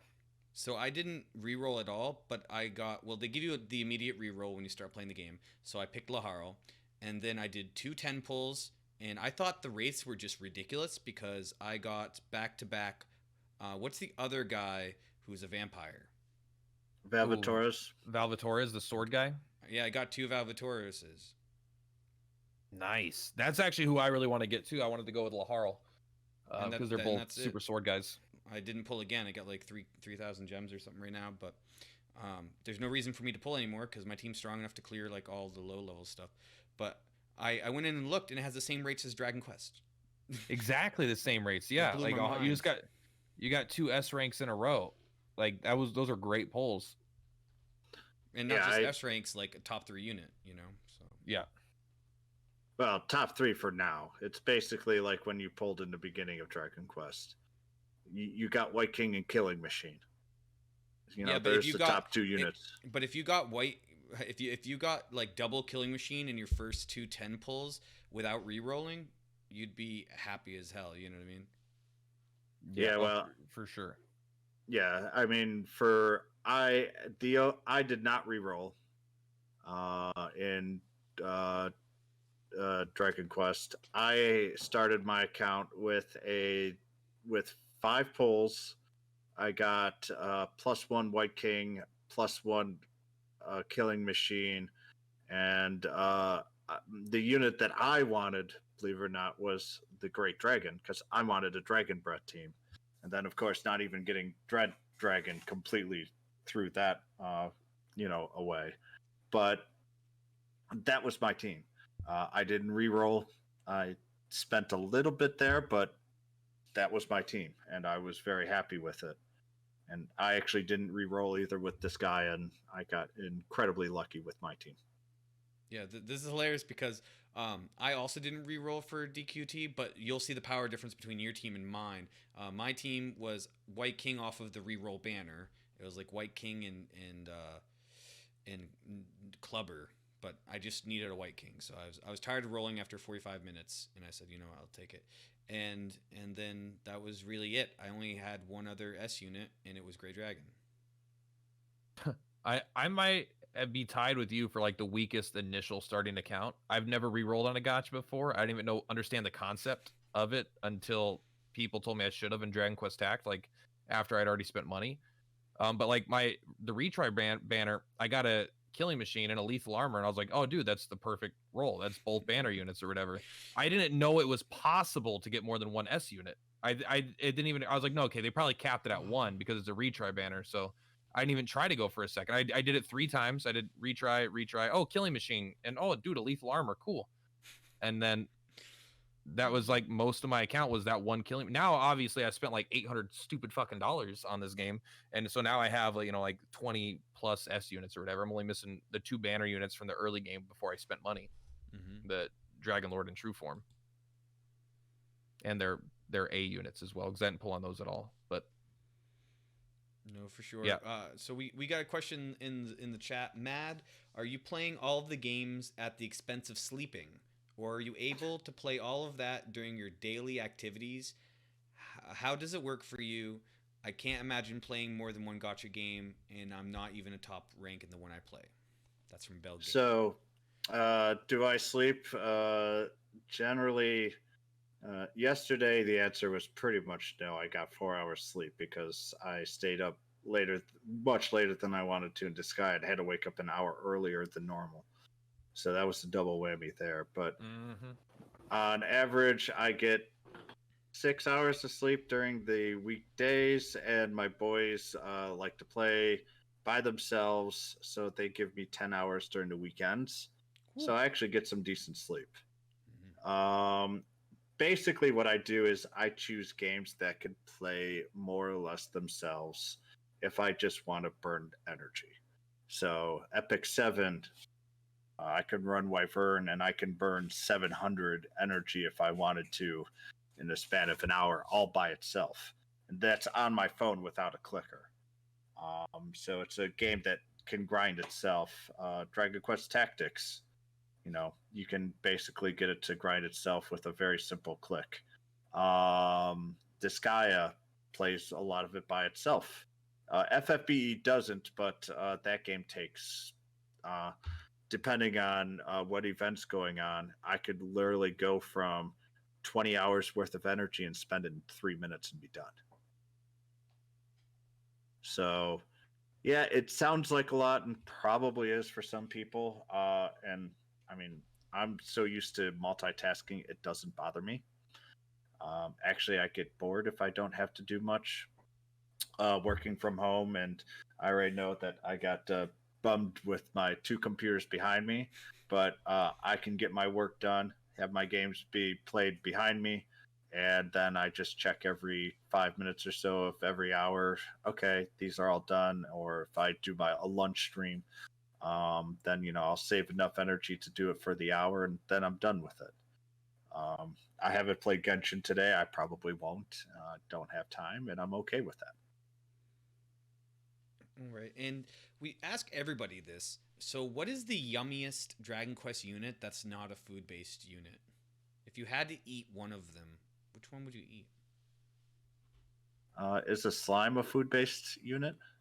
Most Everyone of them says are, slimes. Yeah. Okay. You could pick Emperor Slime. That guy's gross for sure. No. If I really Break your had to teeth. eat something, it'd be a Draki. Ooh, good one. It's a Draki. It probably tastes like chicken. I mean, come on. There's some good wings to eat. The legs definitely look good. I'm pretty sure this meat has something you can do with. I almost want to just put the whole body on like a burger bun and just eat it like that. It's like the same size. Mm-hmm. No, that's But good. yeah, I would say Draki would be probably the main choice. Platt, do you have the chat pulled up? I do have it here on the right. Yeah.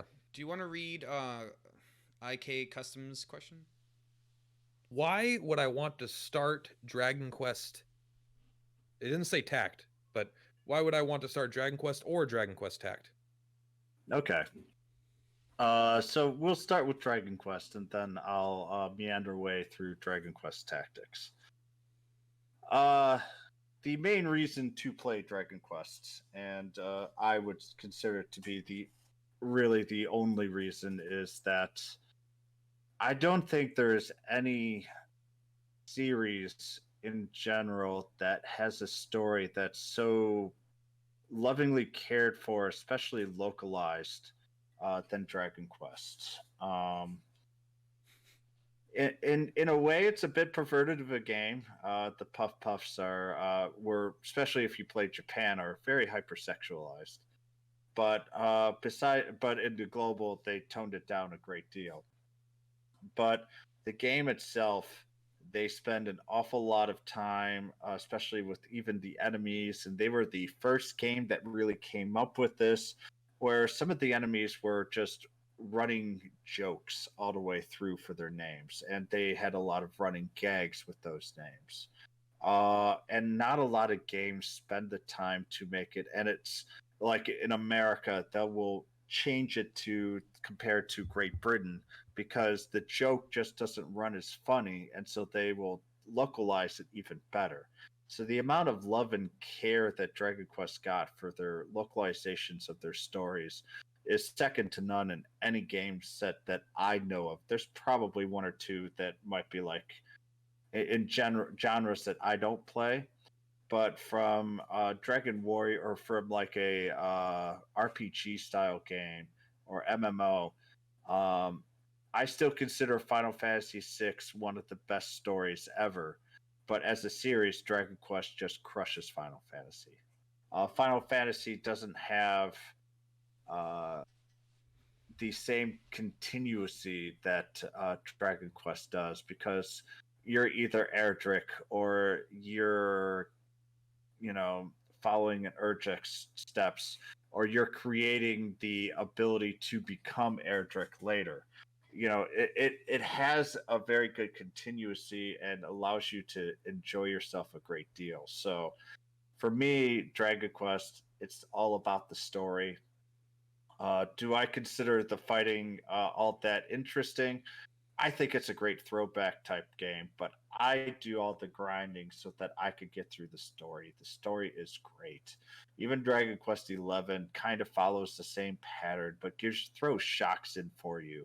And there's areas, and I'm actually going to throw this out. A year and a half ago, I was playing through part of a story and having both my boys watch. And the tree of Yggdrasil fell, and I wasn't expecting that to happen at this point at all in the story because it's so early on in the story, especially for a Dragon Quest. And my boys both looked at me and went, "Daddy, that's not good. We've got to fix this." And I'm like, "I know, boys. I'm going to try to fix it later, but it's time for bed."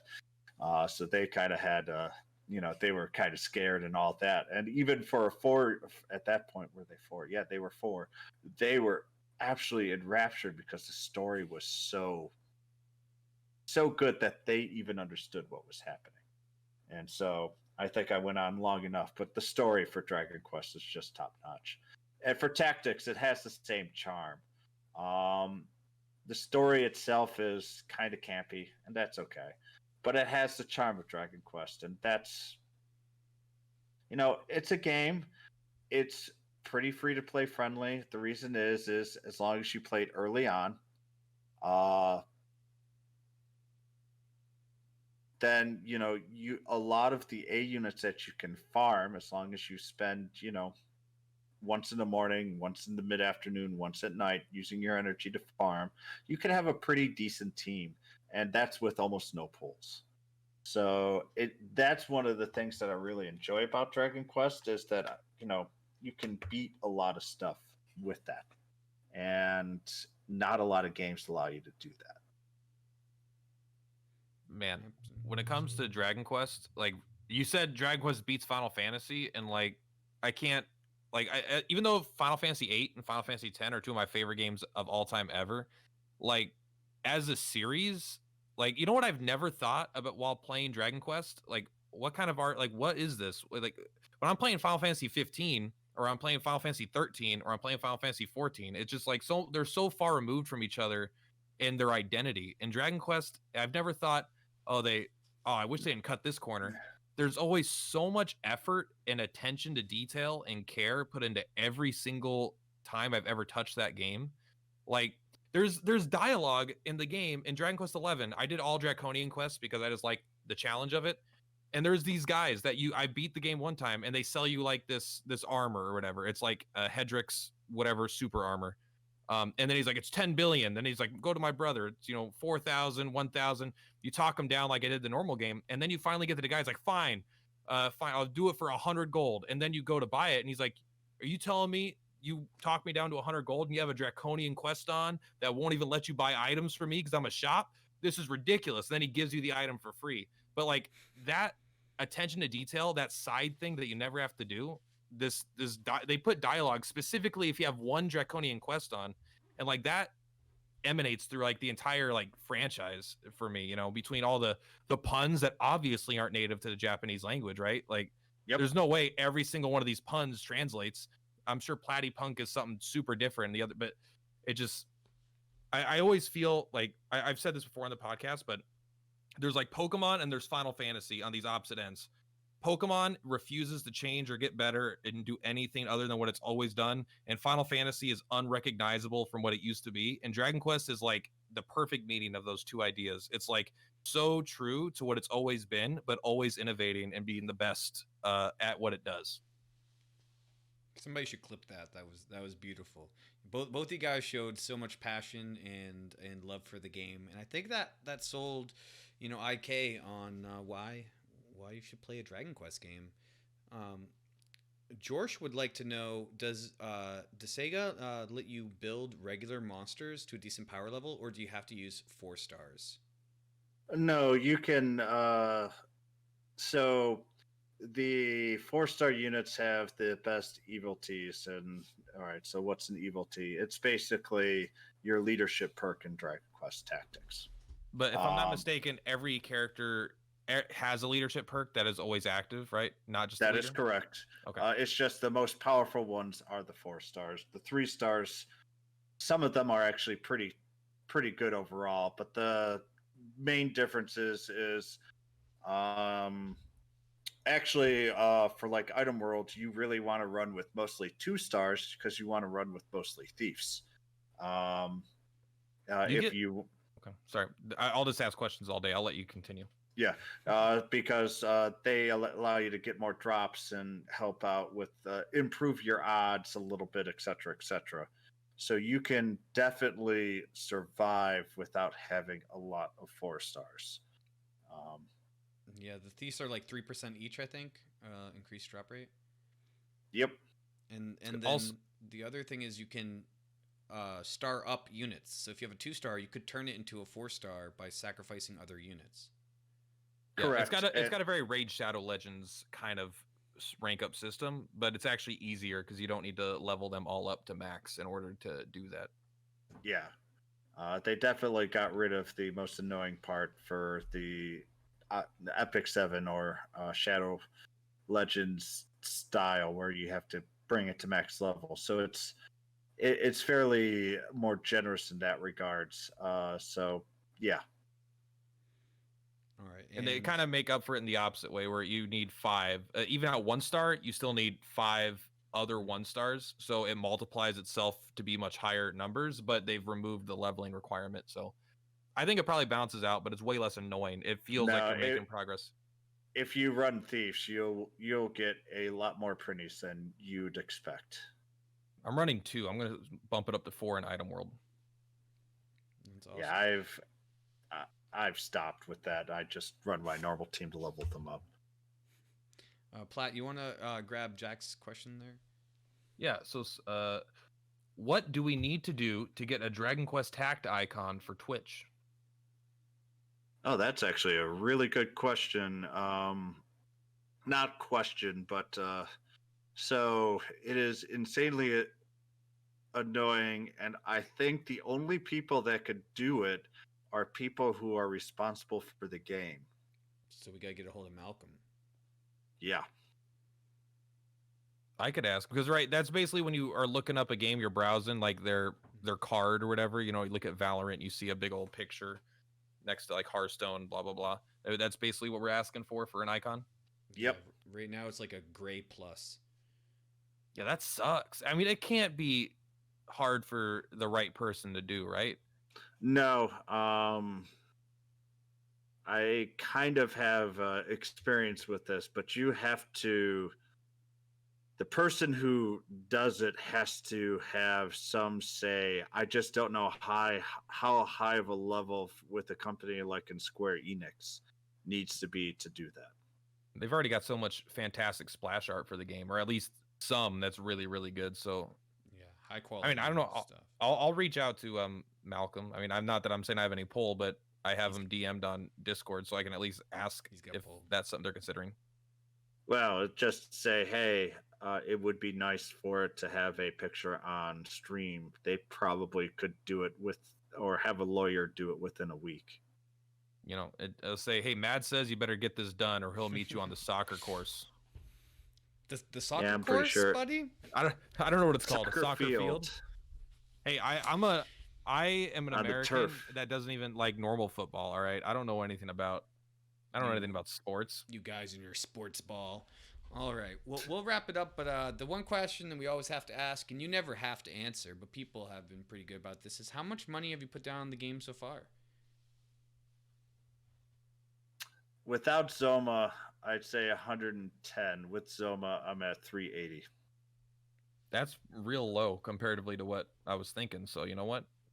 Good Yeah, job. once you said what the Zoma was, I definitely thought it would be higher. But yeah. No, I have learned to be pretty good with my budget, and all in all,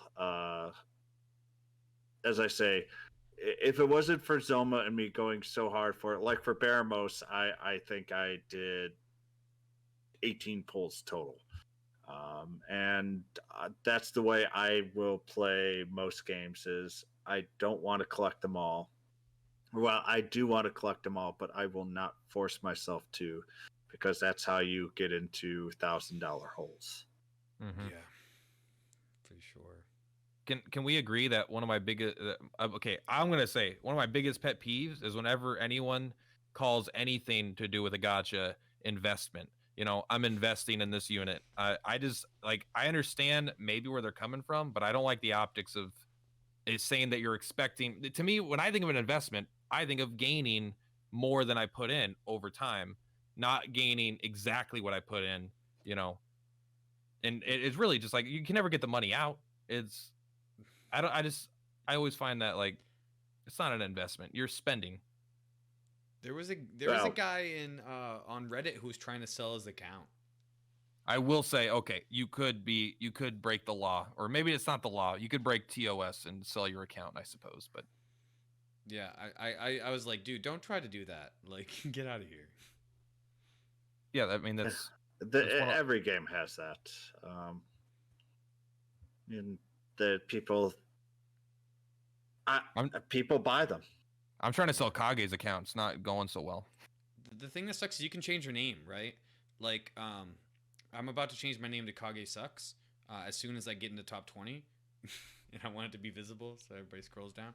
But no, so somebody could buy my account and change it from Lollygett to anything. They could be per platypus. Like, well, no, they can't because there's too many letters. But they could be per platypoo. Isn't it connected to like? I mean, look, I don't want to go into the optics. Don't sell your account. All right, I'm not going to. But is it connected to email? $650, you can have Lollygett's account if anyone wants to hit me up. Would you do that? Would you sell your account for $650? Oh, I would start a free to play, and then I'd start running free to play on my channel. Yeah, I'd absolutely do that. Man, I don't know. I don't think I don't think even for $1,000 I'd sell my account at this point. Like the amount of time I've invested is worth more to me than the money I've invested. Oh man, that is kind of true. I have buyer's remorse. I wish I would have played free to play the whole time. So you know, I'm not with you, but I could meet you halfway. I definitely wish I had a significant less amount of money in the game. But you know what? I got a bunch of King Shi slime, so it all works out. OP. I'm just gonna say I've grown to the point where I've lost that feeling of remorse. I know what I'm doing, and maybe I know what I'm doing. Who the hell knows on that, to be honest? But I don't feel that anymore, because if you do, you're probably going to have trouble playing more and more down the line. Mm-hmm. I'm trying to figure out if I want to be in the ballpark of no more than 100 a month on Tact is kind of where I'm at. And I don't know how reasonable that is going forward to, and I have this doubled pressure beyond a player of trying to make relevant content to people, right? Mm-hmm. So if I'm going to do a unit review, I'd like to have the unit. So I've actually used it to have some, authority. So I always feel like it's easier for me, I feel, to justify it to myself to spend this money so I can make content on this stuff. If I'm the only content creator that didn't clear Pyramid X3 or EX3 or something, or because that's kind of what I built my thing on is clearing content. So I gotta, it's a mental battle that I'm working with to not convince myself to spend more than I need to spend. Well, that's the problem. So if your goal is I've got to complete content so that I could show people, then you're going to have to probably spend 250 to 300, especially with the next couple of banners where they're going to be triple banners, and some of them are absolutely necessary in order to complete content further down the line. For me, it's more about, okay, here's a really good unit you might want to invest for your limited. I'm more interested in trying to help the lower spenders or free to play people to say, hey, look, save up. I'm not going to tell you save up for 6 months for the 6-month anniversary that may or may not come. But I'll tell you, hey, this is a unit you want to go. Skip the next 4. This is the next one. And that's the type that I do. I like to kind of collect units that I think look good or that I would like to play with or, use. There might be some meta units I go, yeah, I don't really care. I'm not planning on using you. So that's kind of what I have turned myself into. I do have a 3 Awakened Lionheart, so he's gonna carry me through everything. That's my goal. Forever. I actually got lucky on him. I think I pulled 2 and only like 100 or something like that, or 2 or 3. You pulled like all 3 inside of like 100. Well, it was very lucky. You pulled all 3 before you were expected to hit 1, because the expect to hit 1 is like 142 or something, and you had all of them by then, or all 3. And so the question is, when you say expect to hit 1, sorry, I'm also a statistician. What do you mean by that? That is just the average cost for a banner S unit is 142. That's your expected hit time mathematically. Is that like the 51% of the time you will get it, or is that like, I mean, but is that basically like if you ran an infinite number of pulls, the average distribution for those pulls would be getting 1 every 142 tickets. Okay, so it still sounds like kind of it's a little bit better than a coin flip because you're still expected to win over a large number. Well, if you Monte Carlo over large enough, you will get the coin flip. But Gambler's Remorse states that that's never going to be the case. You'll always have some type of variation, yada, yada, yada. But you should know your expected hit rate, which is like if you were to run something in an infinite amount of times, how many times would there be in between each hit on average? And not even in between each hit. It would just be the number of hits divided by the number of pulls divided by the number of hits over an infinite spectrum would be 142. I took AP Calculus just 10 years ago, so I know what we're talking about. You took it more recently than I did, that's for sure. Well, I took it a hell of a lot more recently than me. I didn't do too good in that class. It's all right. I had to refresh my freaking my math skills to do that video because I couldn't even remember how to calculate like the proper way to do odds. You know what I mean? Not the whole like what 0.7% times 10 pulls 70%. Dude, I have to use a percent calculator at the Google one because I just can never remember how to put in the numbers, and that's sad. 99.3 to the whatever powers your pulls. Yeah, that's what people are doing in Discord and on Reddit. And I had to get the it starts with a B. I can't remember the name of the calculator, but it's that's how I did mine for the video I did. And it basically said you get a coin flip ish on 100 pulls to hit your banner unit, which feels bad.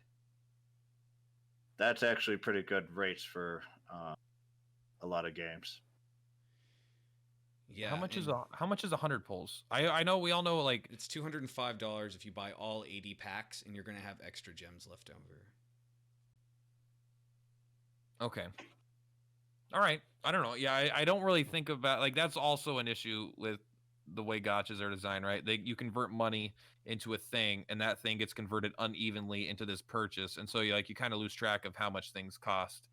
Because like I've bought, how many 10 pulls have I bought, and how many hundreds of pulls have I bought, and I don't even know how much a 100 pull is.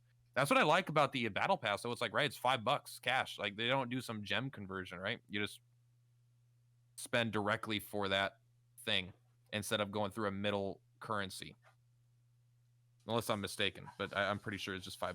No, it's just $5. Yeah, exactly. I like that. regret not getting the metal card the first month and a half, because now that I have the metal card, I'm like, oh my god, the value of this metal card is just insane. Oh yeah, and the first one's only 2,000 gems, I think, for 4, and then it goes up to 3,000 for 4.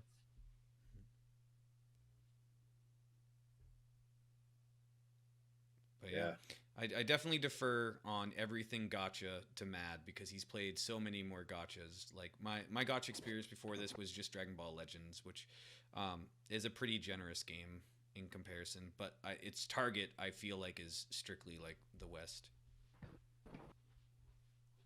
because Japan has the Dokkan game. That's where that came from. I've never heard of this before, Chase. I don't know, but Chase has apparently played it for like years. Yeah, Dokkan was pretty big the first 2 years, I think. It's still going today, so but I haven't looked at it in probably 4 years. Is it an anime or is it just a new IP?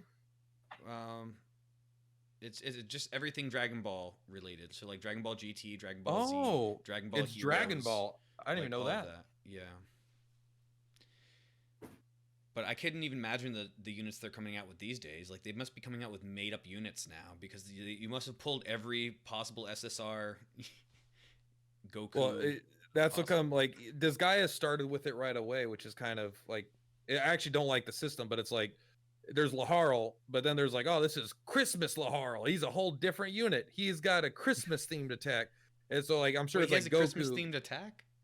Yeah, he has a. Yep. It's a different unit. It's 3 Christmas attacks, and he has different evalities. It's 100% different unit with the same character with a different outfit, and I really don't like that. But at a point, there's only like 5 games, and between those 5 games, there's like a 24 maybe memorable characters of like main characters, so they're gonna start reusing them a lot. That's what I love about Dragon Quest. Like, they were skinning it, but I don't know. So many models feel unique and cool. There's already, I think, 7 Laharls in Disgaea. In global or in No, in Japan. Yeah, I mean, it's not a big deal. It's just like, I don't really like it's like, I'm way less excited about a unit that's like that. I don't know, myself. In Dragon Ball Legends, there's over 40 Gokus, and that game's not even 3 years old yet. I mean, what are you gonna do though? I mean, you can't not have 40 Gokus, right? I mean, I couldn't name 40 Gokus right now, but I'm sure there's like fucking firefighter Goku or something. Like, why not? This is baseball player Gohan. Remember that episode? He was in a baseball outfit. There you go. GT Saiyaman. Yeah. They just came out with Garlic Jr. Out of all the units, they're like, we forgot to do Garlic Jr., guys. Like, 2.5 years into the game. Is he the one from that movie? He's also in the series. Trying to remember, man. I will say, man, I guess it's just Dragon Quest again, but I'm like, the bad guys in Dragon Ball Z, like the little like blue guys or whatever, and like all these, like, I love that stuff. Those are the units I'd want so bad. I don't want Goku, just some dude with bad hair. No, thank you. I want Majin Buu and stuff. These stupid, silly, putty looking guys. And there's like 20 Majin Buus too. Oh yeah, there was at least 10 of him just in the show alone. I stopped watching like right after Cell, because I was like, okay, Frieza was a natural stopping point for the show. Cell was a natural stopping point for the show, and then Majin Buu was like, okay, I guess we're just gonna keep making episodes. And that's what it felt like. You should see where they are now in Dragon Ball Super. I watched it for about a month, and I had a wonderful time. I'm of the firm opinion Dragon Ball Z and Dragon Ball Super is not actually good, but it doesn't make a lick of difference to how much I enjoy it. Like, there's nothing is like mind blowing. It's all just fan service. You know how it's gonna end, but man, is it so fun to watch Goku fight like with Frieza against this, what his name was, like Jin, or he was like a guy with a big tentacle head, and he was this Power Rangers outfit. He was really fast. I don't remember his name, but it was really fun. It was in the tournament. The tournament's the last thing I saw in Super. Yeah, I mean, that's the end of Super in the anime, but the manga kept on going on and doing all kinds of ridiculous stuff, where it turns out that Majin Buu, the reason he's fat is not because he's actually fat. It's because he ate the God of Gods, which that could be a translation error, but anyway, it's just a fat guy who looks exactly like Boo, but he was a Kai. He was like the Kai of all the Kais, and then Boo ate him. And that guy defeated a guy named Moro a million years ago, but now Moro breaks out of prison because a million years barely freaking aged. He only looks 90 years old. And I love it because this stupid kid Goku, who is just like a naked, half monkey boy, like 30 years ago, is killing these 1 million-year-old ancient demigods that created the universe because he gets really angry and he gets punched a lot and it makes him stronger. It's such a stupid show, man. Oh my god, but man, it's so fun. It's never gonna not be as good as it was when I was a kid. Yeah, I have so much nostalgia for it. I have like a bunch of figures behind me over there. I have a Vegeta hoodie on right now, so Vegeta's cool. Like, I don't care. Vegeta's always gonna be cool. And he's been like a good guy for like 10 million years now, right? He hasn't been an actual. I mean, he was a really bad guy. He was really bad. But now he's been just a good guy forever. He's been redeemed a million times. Yeah, he's a better father than Goku. Oh, I mean, it's not even close. Yeah, Goku's a garbage father. Oh man. Well, this was fun, but we went about 40 minutes over our target time. Thank you so much, Matt, for coming on. Go ahead and promote yourself. We're gonna put your link down in the description, but where can we find you?